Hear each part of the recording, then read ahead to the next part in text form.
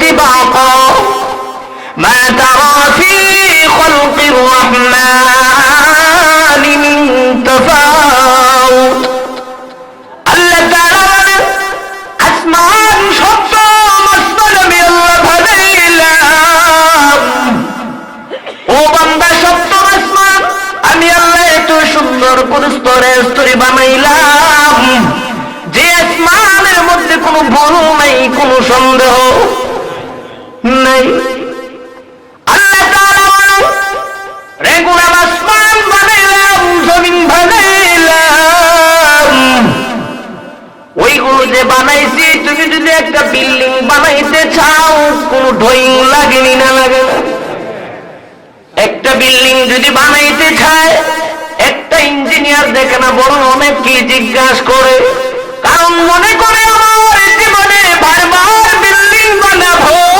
নাই আমার জীবনের প্রথম একটা বিল্ডিং বানাবো আমি পরামর্শ করেছি এইভাবে সুন্দর হয় ঠিক না আল্লাহ কি জান্নাত বানাইছেন আসমান বানাইছেন জমিন বানাইছেন মাখলুক বানাইছেন কারোর পরামর্শে কথা বলেন তাহলে বোঝা গেল যে আসমান বানাইলো জমিন বানাইলো এটা তো সাধারণ ব্যাপার নয় যে 3.5 হাত বডি দিয়ে যদি একটা 2 হাত নামের কোন ঘর বানাই বিল্ডিং এর খুঁটি লাগিয়ে না লাগে না আজ পর্যন্ত কত বৈজ্ঞানিক দুনিয়ার জমিনে জন্ম নিল কোন বৈজ্ঞানিক আজ পর্যন্ত প্রমাণ করে নাই আসমানের এক মাথা থেকে অন্য মাথা কোথায় সেই দিন দেখে আসলাম গোপালগঞ্জে যাওয়ার পথে পদ্মা সেতু এক মাথা থেকে অন্য মাথা দেখা যায় না অনেক দূরত্ব যদি আমার চোখে পাওয়া হয় নাই তাহলে জবাব দেন পদ্মার এক মাথা থেকে অন্য মাথা চিনি না নাই কথা বলেন দুনিয়ার মানুষ যা কিছু বানায় একটা জায়গা থেকে অন্য জায়গার একটা সীমান্ত আছে কিন্তু আমার আল্লাহ সপ্তম আকাশ বানাইলেন সপ্তম জমিন বানাইলেন যে আসমানের এক মাথা থেকে অন্য মাথা পর্যন্ত কেউ বের করতে পারে নাই আল্লাহ বলেন এই আসমান বানাইলাম কারো পরামর্শ নেই নাই ও বান্দা এক কথায় যত কিছু দেখো তুমি বান্দার চক্ষু দ্বারা যা কিছু দেখো সব কিছু বানাইছে একমাত্র আমি আল্লাহ কোন কোন বলিয়াম ও বান্দা তুই বান্দার সমস্ত বডিটাও বানাইছে আমি আল্লাহর হুকুমে ফেরেশতা কিন্তু তুই বান্দাকে দয়া করে আমি আল্লাহ বানাইলাম তুই বান্দাকে তো দয়া করে আমি আল্লাহ কুদরতি ভাবে চেহারাটা বানাইলাম সব কিছু বান্দা যা দেখো তুই বান্দার উপকারের জন্য আর তুই বান্দা গুনাহগারকে বানাইলাম আমার গোলামির জন্য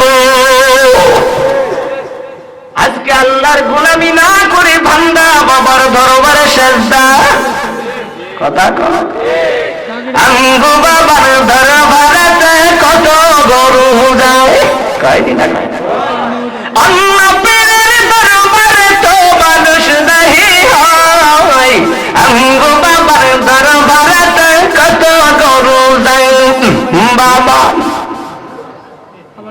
নিজের ক্ষেতের খবর নাই পরের ক্ষেতে সার মারে কথা বলুন নিজের চালান নাই কিন্তু ব্যবসার জন্য করার উদ্দেশ্যে লাভের চিন্তা আপন মা বাবা গ্যাস্ট্রিকের ঔষধ পায় না বাবার কবরে ব্যথা একটা মালিশ আনতে রাজি নাই কিন্তু তার শ্বশুর আর শাশুড়ির জন্য আরে বাবারে মিষ্টি আর ফলের অভাব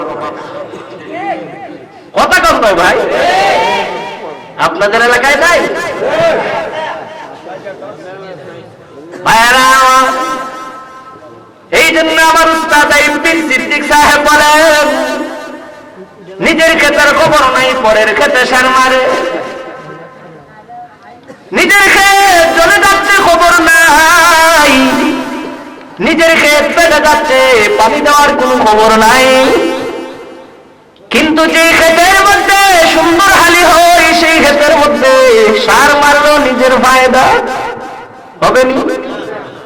আপন মা বাবা কষ্টে উপনীত হয়ে হাউমাউ করে কান্দে,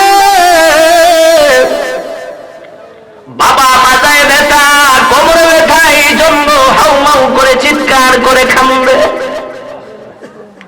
ওই মা বাবাকে ঘরের মধ্যে তালাবদ্ধ রেখিয়া নিজের স্ত্রীকে নিয়ে মজার মজার খানা খায়, শ্বশুর শাশুড়িকে দাওয়াত দিয়ে গরুর গোশত অনেক মুরগির গোশত ভুনা করে খায়, মা বাবার কোনো খবর নাই। এ সন্তান ওই সন্তানটাই তো জাহান্নামের লাকড়ি হয়ে যাবে। আল্লাহর নবী বলেন সন্তানের জন্য জান্নাত যদি পেতে হয় মা বাবার খেদমত করাটাই উত্তম। ওই মা বাবা কেমন সম্পদ কেমন ধন, হে যুবক ভাই একটু লক্ষ্য করে শুন। আল্লাহর নবী বলেন সন্তানের জন্য ওই মা হয়তো জান্নাত না হয় জাহান্নাম। কেমন করে জান্নাত কেমন করে জাহান্নাম? আল্লাহ প্রথম অংশে বলছেন ওয়া ক্বাদা রাব্বুকা আল্লা তা'বুদু ইল্লা ইয়্যা, এক নাম্বার আমি আল্লাহর ইবাদত কর, আমি আল্লাহর গোলামি কর। পরের অংশে আল্লাহ বলেন ওয়া বিল ওয়ালিদাইনি ইহসানা, বান্দা আমি আল্লাহর ইবাদত করার পাশাপাশি মা বাবার খেদমত, মা বাবার খেদমত কর। তাহলে বোঝা গেল আল্লাহর ইবাদতের পর পর মা বাবার হক। আজকে মা বাপ কষ্টে কান্দে, নিজের মা বাপকে খাওয়াইতে রাজি না, বাবার দরবারে খাসি আর গরু নিয়ে জবাই করে সিন্নি করে তাবার। আরে তাবার বাবার কাছে গিয়ে পেট বসে, বাবার কাছে গিয়ে চায়। বুঝে থাকলে জবাব দেন, যেই হাসরের ময়দানে নবী পয়গম্বর পর্যন্ত চিন্তায় পড়ে যাবে, আর দাড়ি মুছ লম্বা করে ভূতের মতন চেহারা, মাথায় লাল পাগড়ি আর শরীরের মধ্যে লাল সাবলু বেচায়া, ওই বাবার পাওয়ার কতটুকু? বাপ দাদার নাম নাই সামুল্লার বিয়ে, বাপ দাদার নাম নাই সামিয়া বিয়াই, নামাজ নাই, রোজা নাই, হজ নাই, যাকাত নাই, হজ কি হইছে? ওই মক্কা শরীফে কুত্তা ঢুকছে, কুত্তা বিরাইতেছে। বাবা কেমন বাবা? আরে বাবার বাবা। আল্লাহ ওই সমস্ত জিনিস থেকে আমাদের হেফাজত করুন, আরো জোরে বলে আমিন।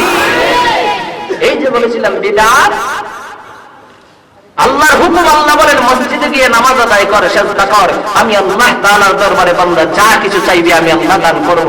আল্লাহর কাছে নাই চাইতে রাজি না, দাড়ি নাই মুছ নাই, দাবি করে আমি সুন্নি। কি দাবি করো? আসল সুন্নি তো যারা আল্লাহর রাসূলের সুন্নাত মানে। কথা বলেন, নিজের মন করা করলেই হবে? আসল সুন্নি তো ওই ব্যক্তি যে রাসূলের সুন্নাত মানে। আসল উম্মত তো ওই উম্মত যে উম্মত আল্লাহ রাসূলের আখলাক চরিত্র অনুযায়ী জীবন পরিচালনা করে। বাপদাদার নাম নাই সামুল্লার বিয়াই, রাসূলের উম্মত দাবি করে কিন্তু রাসূলের সুন্নাত মানতে রাজি নাই। আল্লাহর বান্দা দাবি করে কিন্তু আল্লাহর হুকুম মানতে রাজি নাই। নিজের গোলাম যদি সঠিকভাবে মালিককে আনুগত্য না করে, মালিকের হুকুম না মানে, যেই গোলামে নিজের মালিককে মানে না, সেই গোলাম কি প্রকৃত গোলাম? গোলাম না, তাহলে কি? কথা বলে। আপনি দাওয়াত দিলেন, আপনার বাড়িতে আইসা খানা খাইলাম, যাওয়ার সময় আপনার ভালো একটা জিনিস পকেটে বইরা নিয়ে যাইলাম, কেমন হলো?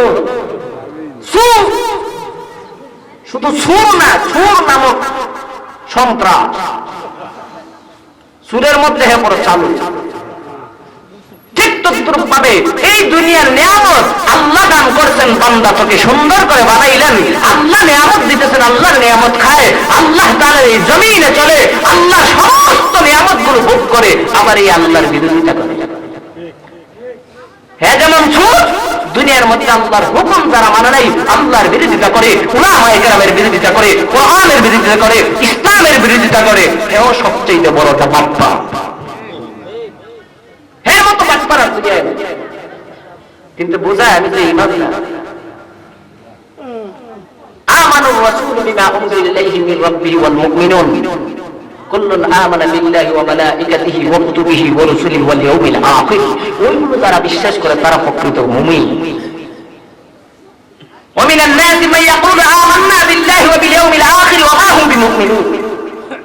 আর মুনাফিকের মধ্যে একদল এরা কয় যে আমরা তো মুমিন, আমরা মুসলমান। আল্লাহ বলেন ওয়া বিল আখিরাতি ওয়া হুম বিমুমিনিন, কিন্তু এরা প্রকৃত মুমিন না, মুমিন নামক ধোঁকাবাজ।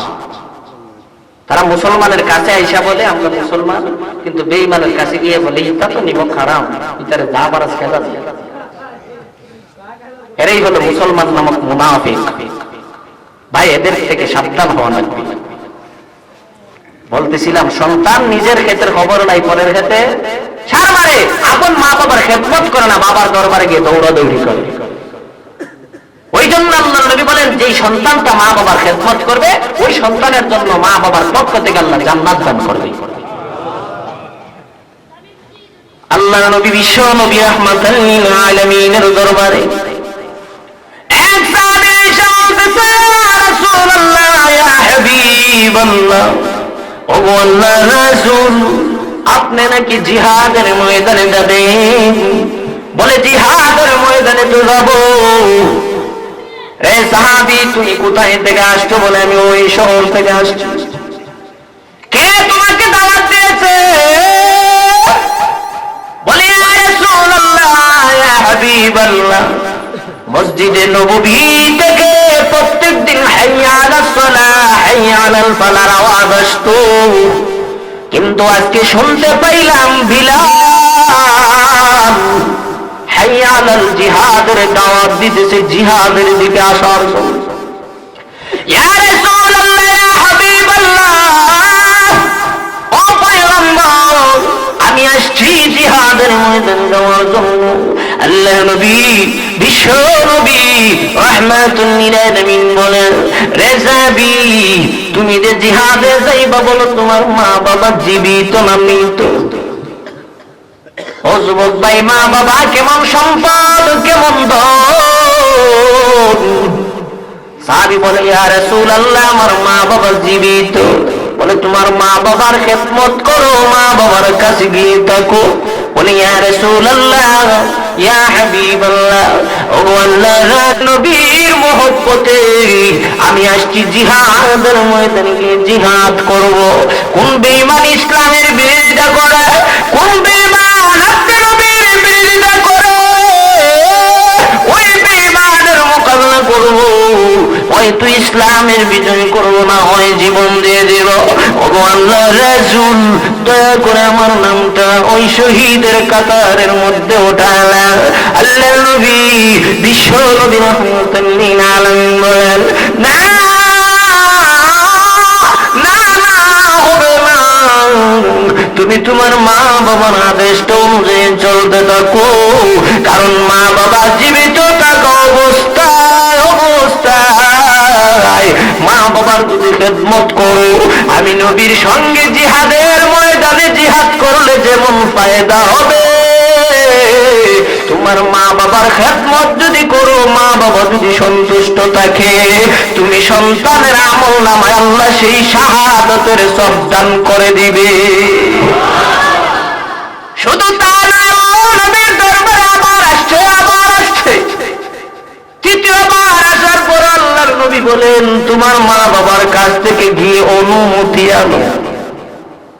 যদি মা বাবা অনুমতি দেয় তাহলে আসবা, না হয় আসা লাগবে না। তুমি সন্তানের মনের মধ্যে যে সেই তামান্না, আল্লাহ তাআলা অবশ্যই দেখে না, দেখে না। আল্লাহ তাআলা তুমি সন্তানের সেই তামান্না কুশিলা বানাইয়া তুমি সন্তানের আমল নামে আল্লাহ শাহাদাতের সওয়াব দান করে দিবে। তাহলে ওই মা বাবার সম্মান কম না বেশি? শুধু তাই, আল্লাহর পরপর মা বাবার খেদমত করে এই জন্য, কারণ বান্দা যদি জান্নাত পেতে হয় মা বাবার খেদমত লাগবে না, লাগবে না। আর যদি মা বাবা অসন্তুষ্ট হয়ে যায়, আল্লাহ নবী বিশ্ব নবী রাহমাতুল লিল আলামিন বলেন, সন্তানের জন্য মা বাবা হয়তো জান্নাত না হয় জাহান্নাম।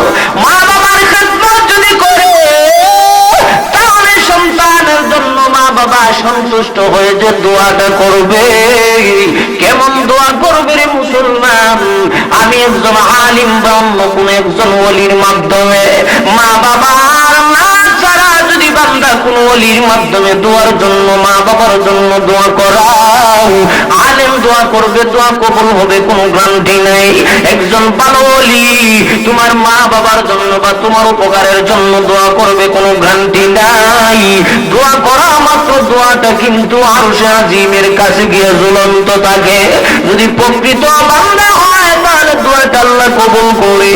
কিন্তু ওই মা বাবা এমন সম্পদ, এমন দৌলত, আল্লাহর নবী বলেন যখন কোন সন্তানের জন্য মা বাবা সন্তানের জন্য আল্লাহ তাআলার দরবারে হাত বাড়ায়, আল্লাহ রাব্বুল আলামিন যখন দেখে সন্তানের জন্য মা বাবা হাত বাড়াইছে, ওই মা বাবা হাত বাড়াইতে দেরি হয়, কিন্তু আমার আল্লাহ কবুল করতে দেরি করে না। আলিম দোয়া করবে, আলিমের দোয়া কবুল হবে কোনো গ্যারান্টি নাই। ওলি দোয়া করবে, ওলির দোয়া কবুল হবে গ্যারান্টি নাই। কিন্তু মা বাপ যদি সন্তুষ্ট থাকা অবস্থায় তুমি সন্তানের জন্য দোয়া করে, আল্লাহ তাআলার দরবারে ডাইরেক্ট কবুল হয়ে যায়। শ্বশুর শাশুড়ি দোয়া কবুল হবে, তার জন্য তার সন্তানের জন্য কবুল হবে।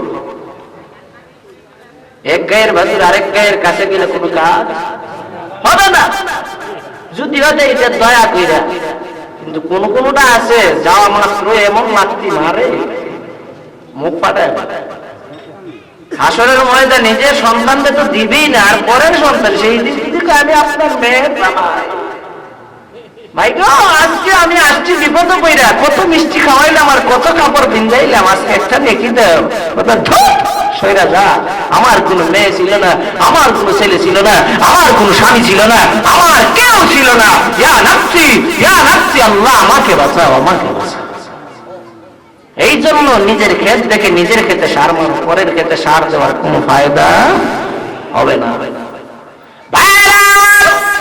এই জন্য তারা বলেন ইন্না সালাতি ওয়া নুসুকি ওয়া মাহইয়ায়া ওয়া মামাতি লিল্লাহি রাব্বিল আলামিন।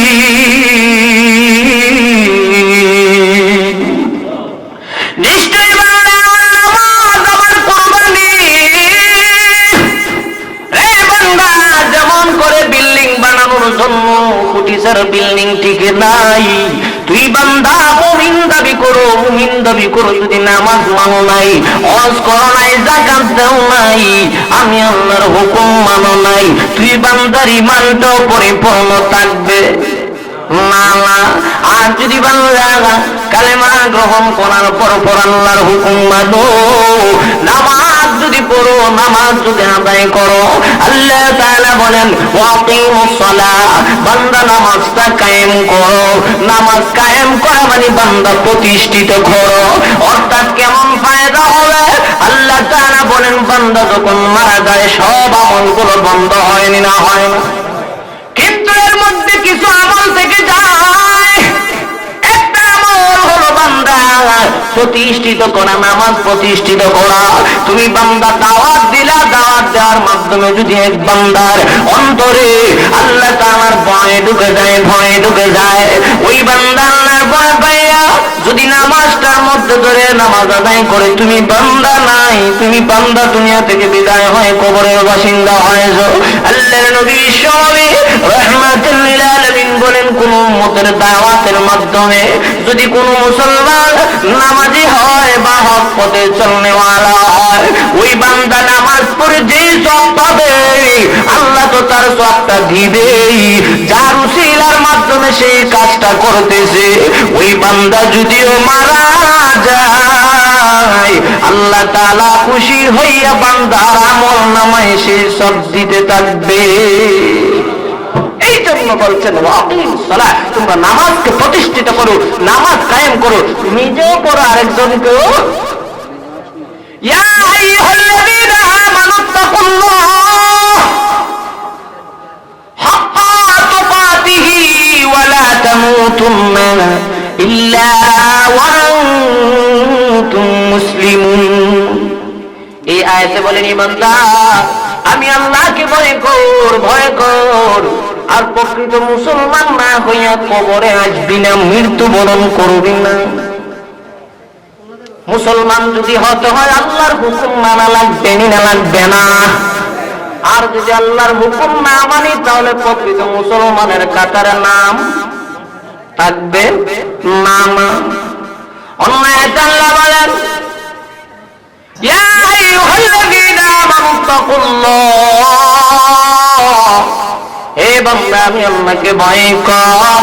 কু আনফুসাকুম ওয়া আহলিকুম নারা, নিজ বাঁচো পরিবার পরিজনকেও বাঁচাও। নিজেও নামাজ পড়ো, নিজের সন্তানদেরকে নামাজে কথা বলেন না কেন?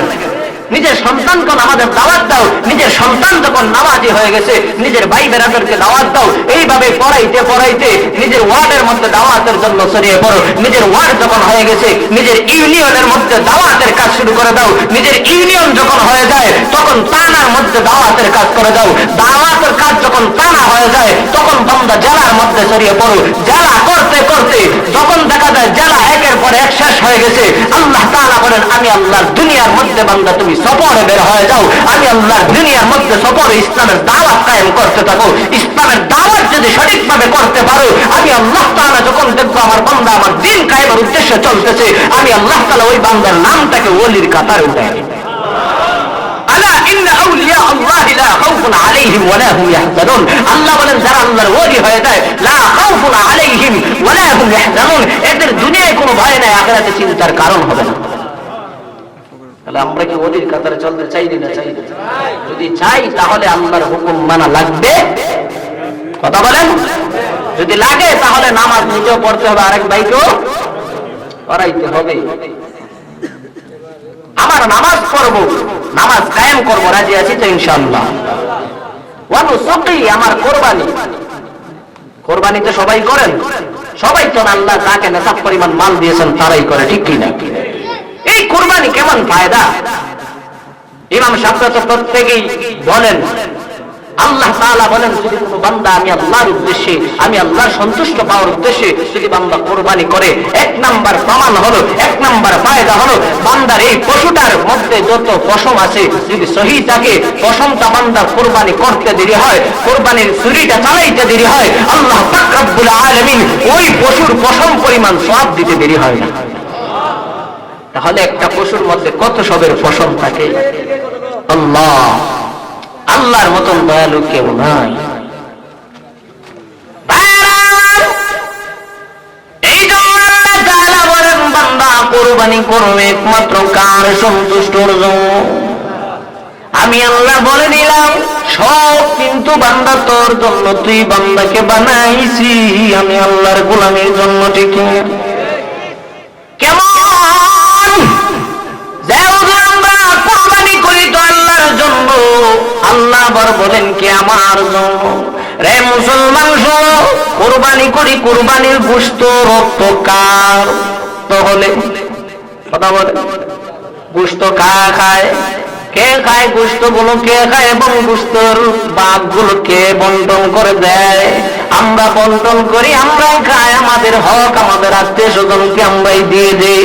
অর্থাৎ কোরবানির মধ্যে লাখ টাকা দিয়ে যদি কোনো পশু কিনে ক্রয় করে আনি, ওই কোরবানির পশুটা জবাই দেওয়ার পর আমরাই বক্ষণ।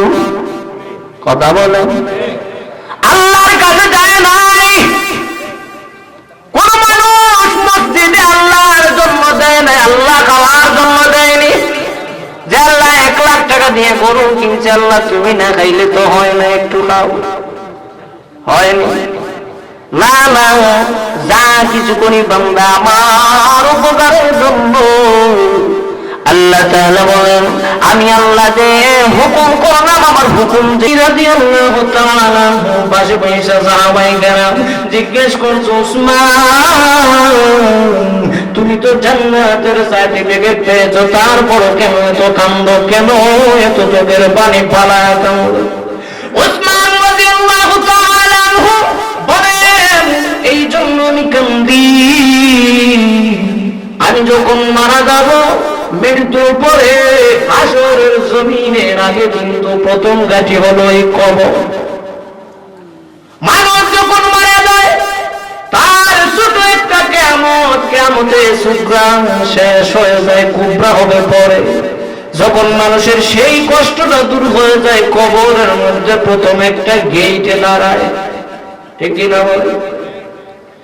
আল্লাহর নবীর সাহাবী উসমান গনি রাদিয়াল্লাহু তাআলা আনহু বলেন, আমি এই জন্য কান্দি, ওই কবরের মধ্যে শুনলাম তো নাকি প্রথম গাটি কবর।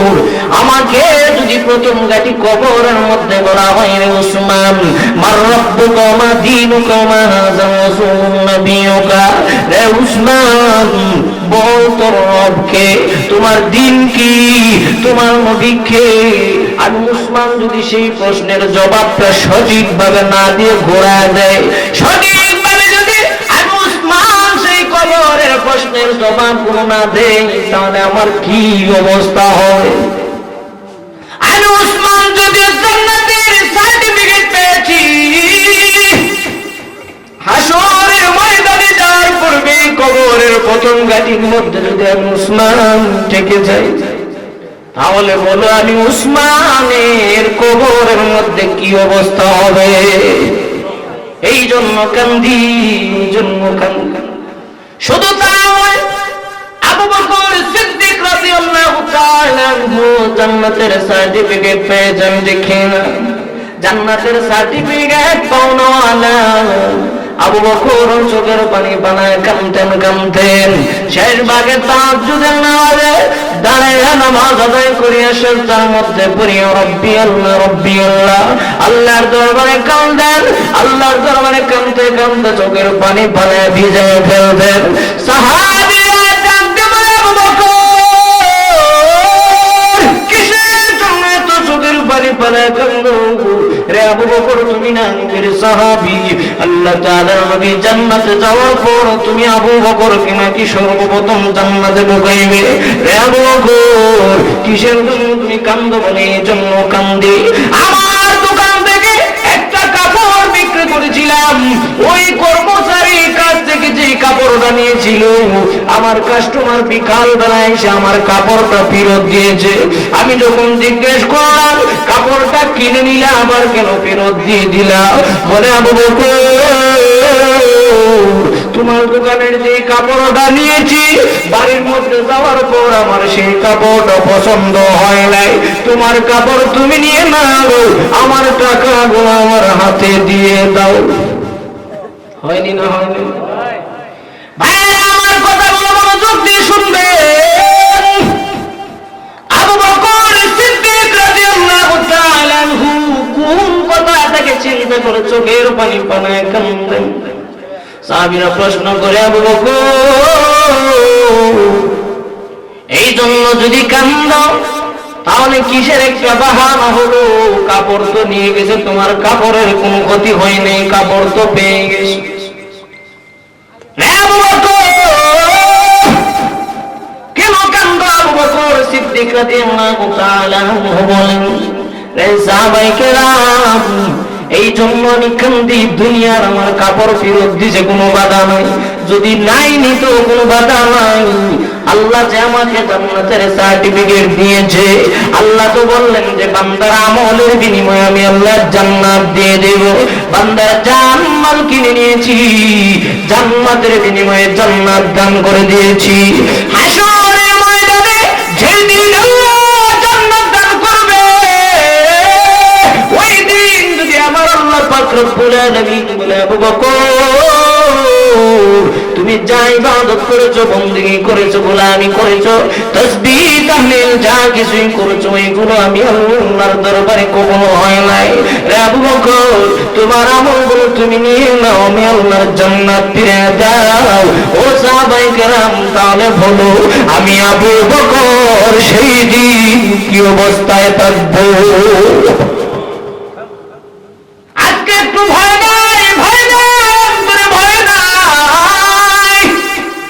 জান্নাতের সার্টিফিকেট পাওয়ার পরে অন্তর ভিতরের মধ্যে এমন ভয়, এমন আল্লাহর তাকওয়া অবলম্বন করছে।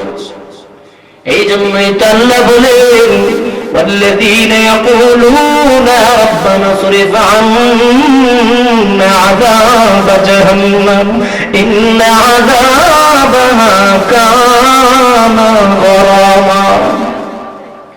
আল্লাহর প্রকৃত বান্দা কারা?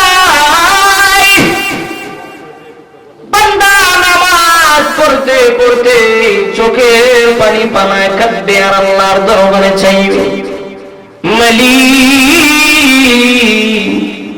দুনিয়ার মধ্যে যা কিছু করলাম সব কিছু ভুল হয়ে গেছে গো আল্লাহ। আল্লাহ আপনার কাছে ক্ষমা চাই, রব্বানা সরিফ আন্না আযাব জাহান্নাম, হে মালিক ওই জাহান্নামের আগুন থেকে হেফাজত করে নাও, জাহান্নামের আগুন সহ্য করতে পারবো না। ইন্না আযাবাহা কানা গরামা, জাহান্নামের আযাবটা বড় ভয়ঙ্কর, জাহান্নামের শাস্তিটা বড় ভয়ঙ্কর। আল্লাহ গো জান্নাত জাহান্নামের সেই শাস্তি থেকে হেফাজত চাই। আমরা এই কথার মধ্যে একমত কিনা? জান্নাত না জাহান্নাম? ভাইরা আমার শেষ করে দিব। আল্লাহ নবী বিশ্ব নবী রাহমাতুল লিল আলামিন বলেন ওই জাহান্নামের শাস্তিটা কেমন? মেরাজের মধ্যে যাওয়ার সময় একদম জাহান্নামী দেখলেন, জাহান্নামের মধ্যে সুপ্রাণী দেয়, আবার রক্তের নদীর মধ্যে পানায় কষ্ট দিতেছে, আবার রক্তের নদীর কিনারে আসে, আবার জাহান্নামের ফেরেশতারা ঢিল মারে, আবার দৌড়ায়। জাহান্নামের আগুন কেমন? আজকে আসার সময় রাস্তার মধ্যে প্রায় 1 ঘন্টার মতন লেট হয়েছে, আগুন লেগেছে। ও মুসলমান দেখতে লাগলাম এমন আগুন শুরু হয়েছে, অল শহর নতুন ব্রিজের তো অন্ধকারে পরিণত হয়েছে। হাত মেললে হাত দেখা যায় না, এটা সাধারণ একটা দুনিয়ার আগুনের পাওয়া।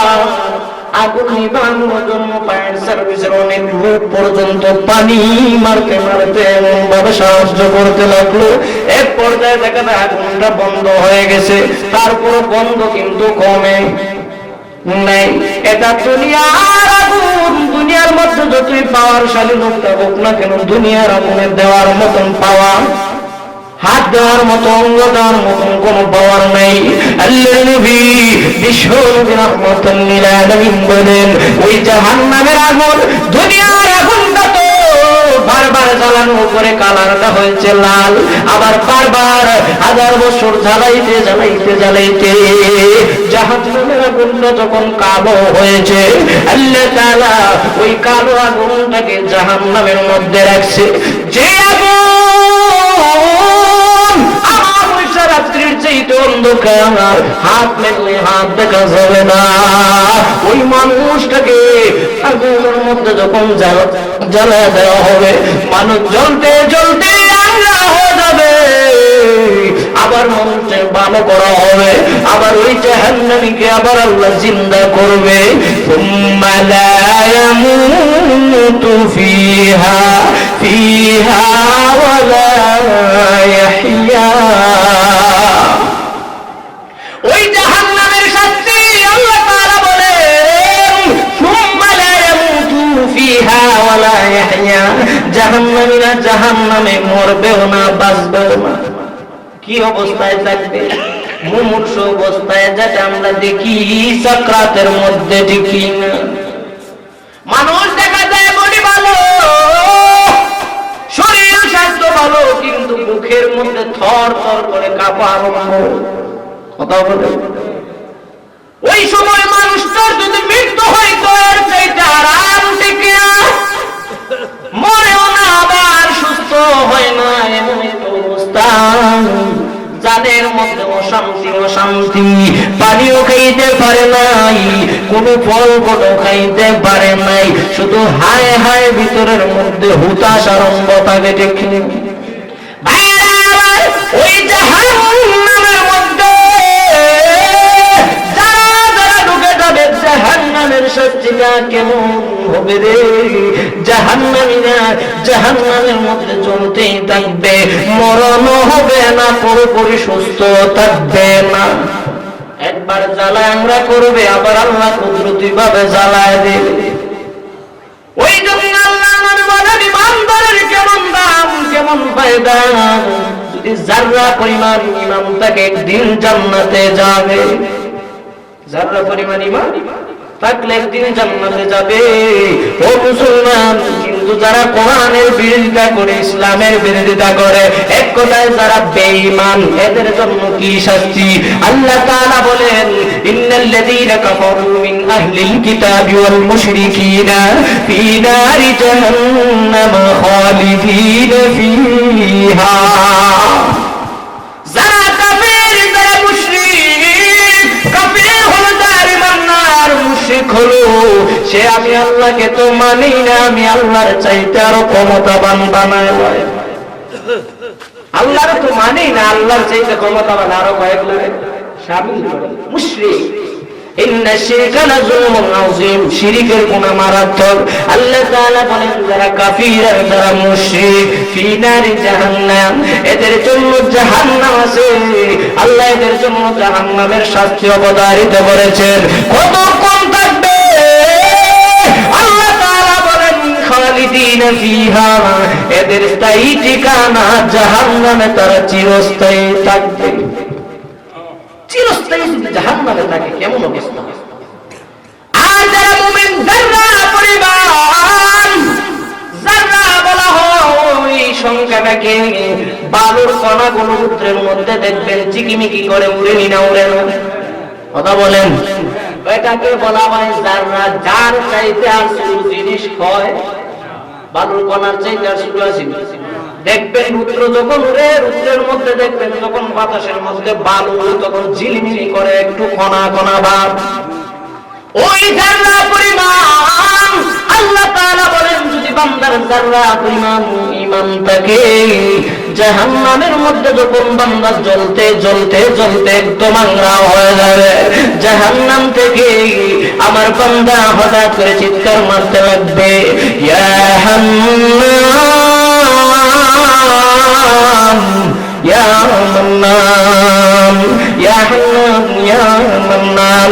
আল্লাহ তাআলা ফেরেশতাদেরকে ডাক দিয়ে বলবে, ফেরেশতারা রে, ওই জাহান্নামের মধ্যে গিয়ে দেখো আমার কোন বান্দা ইয়া হান্নান বলে ডাক দেয়, আমার কোন বান্দা ইয়া মান্নান বলে ডাক দেয়। আমি আল্লাহর মহব্বতে কোন বান্দা কান্দে,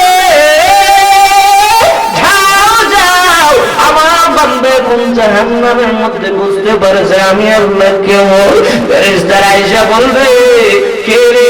আল্লাহর নাম ধরে ডাক দিয়েছি। ওই জাহান্নামী ফেরেশতা ইয়া হান্নান ইয়া মান্নান ডাক দেওয়ার পরে ফেরেশতা যখন জিজ্ঞেস করবে, ওই বান্দারা সামনে এসে বলবে ইয়া হান্নান ইয়া মান্নান। আল্লাহ তাআলার ফেরেশতা ডাক দিয়ে বলবে, ইয়া মালিক, আপনার বান্দা তো ইয়া হান্নান বলে ডাক দিয়েছে। আল্লাহ তাআলা বলবে, গোলাম কিসের জন্য কোন হান্নান ইয়া মান্নান বলে ডাক দিছি?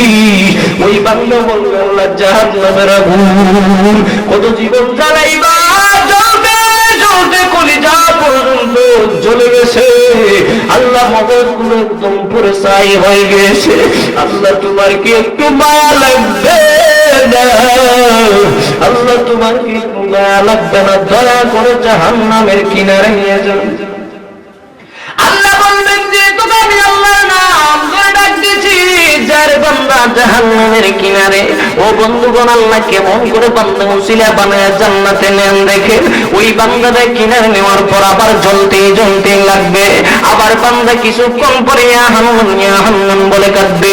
আল্লাহ বলবেন, ও বান্দা এখন আবার কেন ডাকছিস? ও আল্লাহ এখন তো ডাকতেছি জাহান্নামের কিনারে, আর সহ্য হচ্ছে না, আল্লাহ একটু উঠায় পারে দাও। আল্লাহ বলবেন, যা বান্দা পারের মধ্যে যা যা। আল্লাহ পারের মধ্যে উঠানোর পর বান্দার গায়ের মধ্যে আঁচ লাগবে। আল্লাহ যদি দয়া না করে জান্নাত পাওয়া সম্ভব? কথা বলেন। ইবাদত গুলো আমি যা কিছুই করি ওই গুলাতেও জান্নাত পাওয়া সম্ভব না। ইবাদত লাগবে আল্লাহর দয়াও। লাগবে। ভাইরা আমার, ওই জাহান্নামের আঁশের কিনারের মধ্যে যখন বান্দা থাকবে, ওই বান্দাকে ডাক দিয়ে আল্লাহ তাআলা বলবে, রে বান্দা এখন আবার কেন কান্দিস? আল্লাহ তাআলার সামনে ডাক দিয়ে বলবে, আল্লাহ এই জন্য কান্দি, জাহান্নামের গরমের তাপ তো আর সহ্য হয় না। আল্লাহ দেখা যায় কত সুন্দর গেট, ও আল্লাহ ওই সুন্দর গেটের সামনে নিয়ে যাও। আল্লাহ বলবে, যা বান্দা যা গেটের সামনে। গেটের সামনে যাওয়ার সঙ্গে বান্দা সংক্ষেপে বলতেছে, গেটের সামনে যখন আল্লাহ বান্দাকে উসিলা বানায় নেবে, বান্দা থাকতে থাকতে বলবে, আল্লাহ গেটের সামনে। ভাই কথা বুঝে থাকলে জবাব দেন, গেটের ভিতরে সুন্দর হয় না বে সুন্দর? গেট হয় একটা আকর্ষণ, গেট দ্বারা মানুষ বুঝায় এটা তো সাধারণের ভিতরে আরো আকর্ষণ আছে। সাধারণ আপনাদের গেটের সামনে কেমন আর এই স্টেজটা কেমন? স্টেজ গেটের সামনে গিয়ে বান্দা বলবে, আল্লাহ জাহান্নামে জ্বালাইছো, সহ্য করেছি, এখন ডাক দিলাম জাহান্নাম থেকে কিনারে আনলা। আল্লাহ গো এই গেটের সামনে আনলা, গেটের ভিতরে তো আরো সুন্দর লাগতেছে।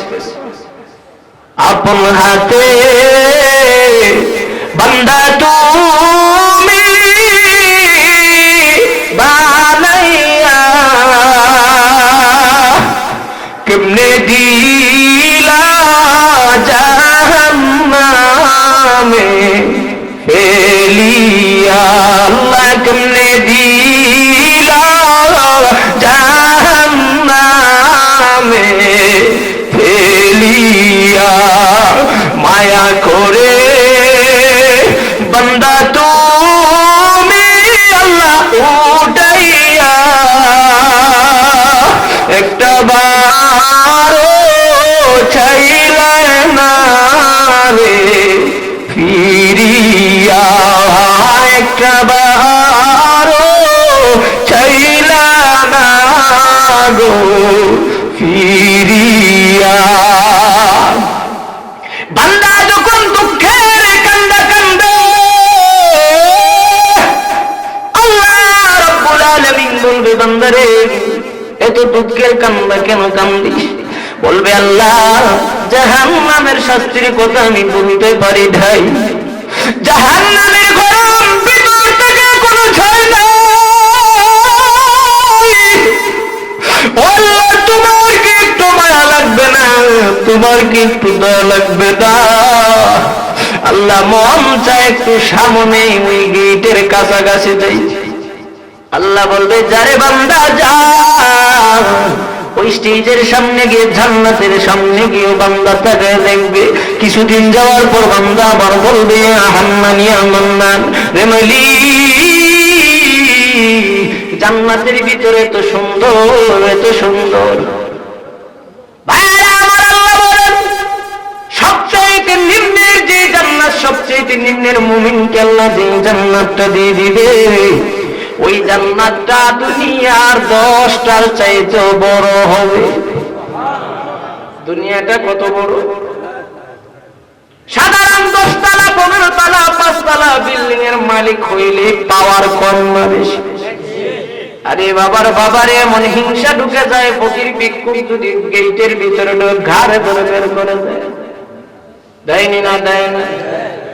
ও মুসলমান, একটু চিন্তা করা দরকার। তুমি যে আল্লাহর হুকুম মানলা না, যে আল্লাহর গোলামি করলা না, একমাত্র শুধু কালেমা বিশ্বাস করেছো, ওই বিশ্বাস করাটা যারা পরিমাণ ঈমান থাকার কারণে আল্লাহ তাআলা তোমাকে যে জান্নাতটা দান করবে 10টা দুনিয়ার সমান। বান্দা জান্নাতের সামনে গিয়া বলবে, মালিক আমি তো এই জান্নাতের মধ্যে ঢুকতে চাই, ও আল্লাহ দয়া করে জান্নাতের ভিতরে ঢুকে যাও।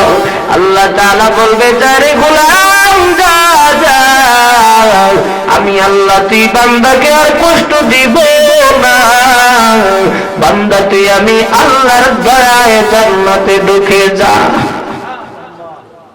বান্দা বলবে, আল্লাহ জিজ্ঞাসা করবো, আল্লাহ একবার জিজ্ঞাসা করবো, আল্লাহ মনে চাইতেছি দেখবেন ছেলে সন্তান অনেক সময় কয়, আব্বা গো এত সুন্দর পার্ক সাজিয়েছে, আব্বা আমরা একটু ঘুরে আসি, আব্বা আসো না একটু সিলেট চা বাগান ঘুরে আসি। কয়নি না, কয় না, গিয়ে যখন মজার লাগার ভাগবো, আব্বা একটু থাকি, আর একটু থাকি, একটু থাকি, করতে করতে দিন পুরো আসে, ঠিক কিনা?